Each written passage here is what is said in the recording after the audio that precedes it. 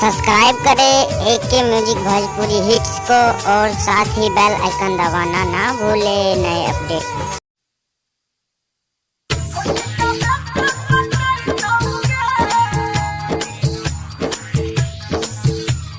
अखन अपने सब सुन रहा छी श्री शिव म्यूजिक के शानदार प्रस्तुति।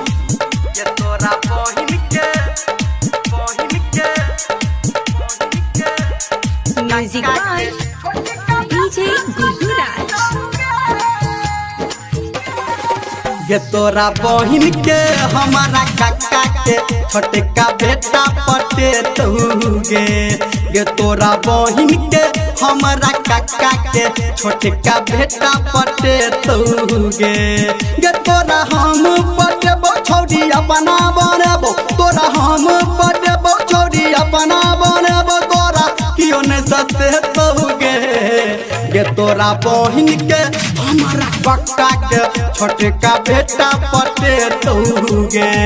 ये तोरा बहिन के हमारा काका के छोटे का बेटा पटे तूगे। डीजे गुड्डू मधुबनी, डीजे गुड्डू मधुबनी, ये तोरा बहिन के, ये तोरा बहिन के हमारा काका के, काका के, काका काका काका काका के छोटे का बेटा पटे तूगे।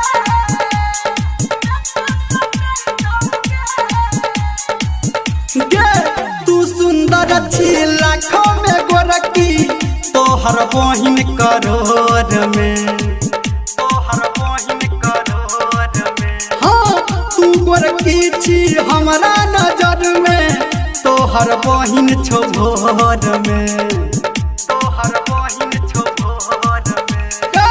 तू सुंदर छी लाखों में गोरकी, तोहर बहिन छो करोड़ में।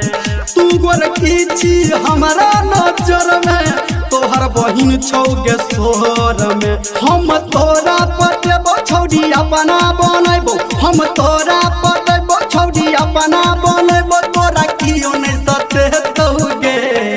ये तोरा बहिन के हमारा काका के छोटका बेटा पटे तूगे। ये तोरा बहिन के हमारा काका के छोटे का बेटा पटे तूगे। डीजे गुड्डू मधुबनी। अखन अपने सब सुन रहा छी श्री शिव म्यूजिक के शानदार प्रस्तुति। ये तोरा बहिन के हमारा काका के, काका के, काका काका काका काका के छोटे का बेटा पटे तूगे।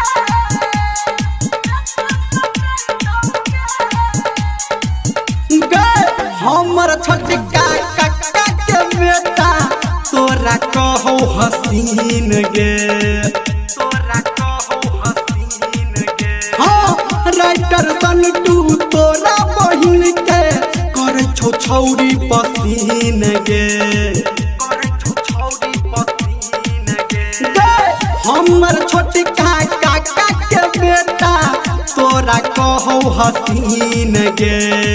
छोरा निर्मलिया तोरा बहिन के तोरे छौरी पसीन गे।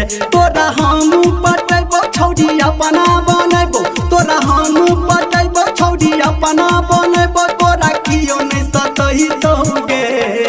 ये तोरा बहिन के हमारा काका के छोटे का बेटा पटे तूगे।